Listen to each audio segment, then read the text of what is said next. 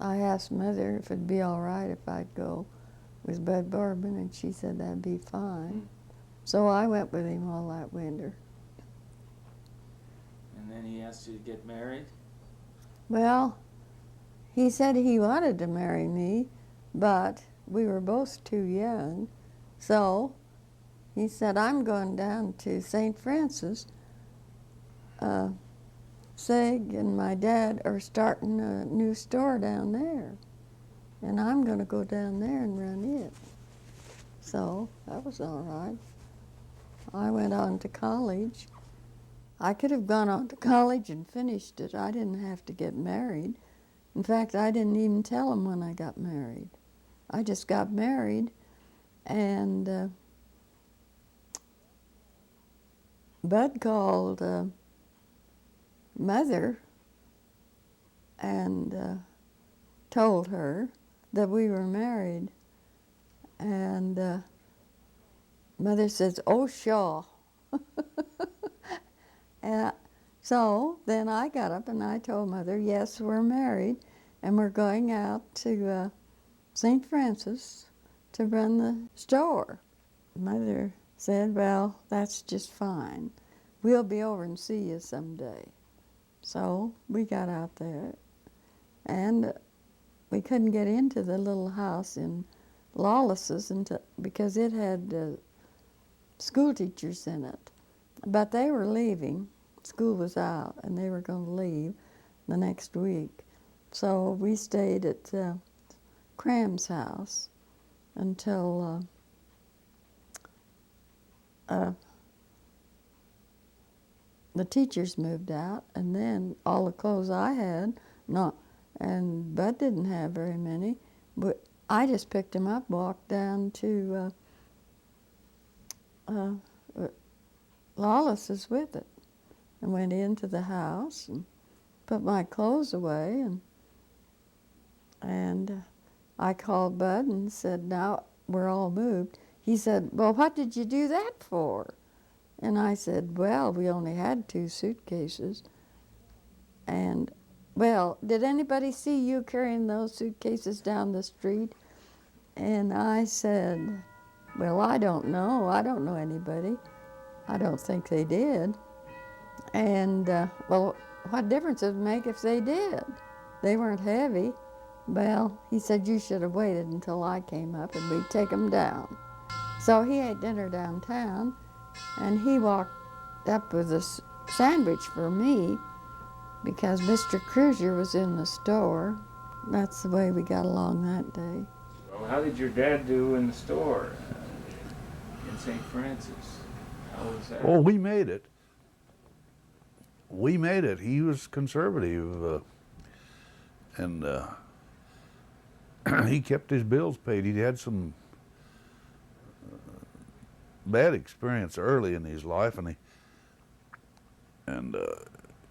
he was careful, but he always said about the prices of things that it wasn't how much that item cost him, it was how much it would cost to replace it. So as the prices were going down, he'd go down.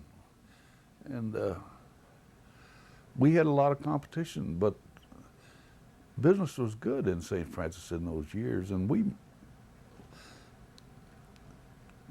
somehow we made it. We were never, he was never, I felt he was never close to throwing in the towel or anything like that. We always managed to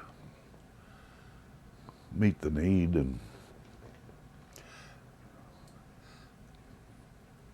you didn't think like the next pork chop you got was going to be the last one. It was, we did well enough.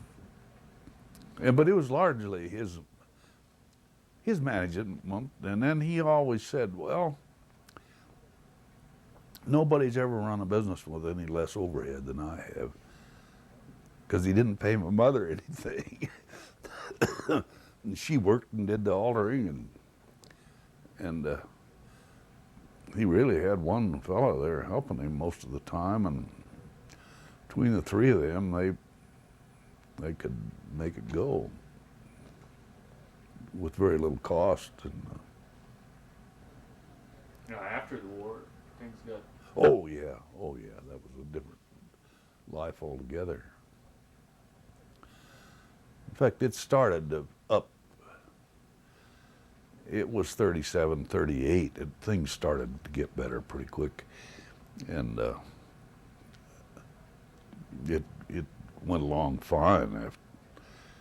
After that, he had some mighty good years, and he'd had good years early in the game, and in the 1920s, before the crash, before the Depression, he'd had some good years and got things paid for and up to date, and so we went into the Depression pretty well set, and he didn't owe anything. What was there was his, and what he could sell it for, he got by with. And they all worked all the time, but they worked always 6 days a week, and then maybe if somebody was going to have a funeral on Sunday, they'd go down and outfit the whole family and get them ready for the funeral and work all day Sunday getting the stuff altered and ready to go. I've seen that happen. And then back again on Monday morning. It didn't make any difference. I went to a high school, didn't even have chemistry, and I still was able to rate in the upper 12 or 15% when I took the college entrance down at the University of Missouri. It was because of my basic things that school gave me, and I don't think there's any doubt about it. That it is a good area. The problem now is the mechanization of the farm has cut down the workers, and when you cut down the workers, you cut down the customers, and businesses like ours have to have those customers. They might not be the richest people in the world, but that's really the basic problem that affects that country is a falling population. And the falling population is that the big operators buy up the land because they've got the money to buy it when it becomes available, and then they're big operators and they have the machinery and they have the wherewithal to do the job, and it cuts down your potential, and that's why it falls off there some.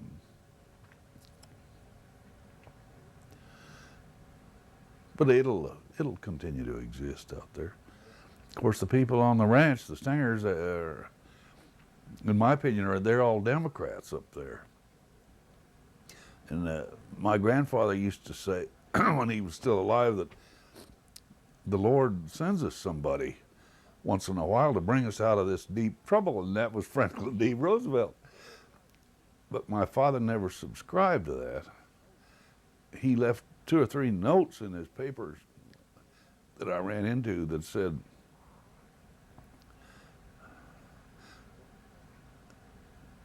"Don't sell the land and vote Republican."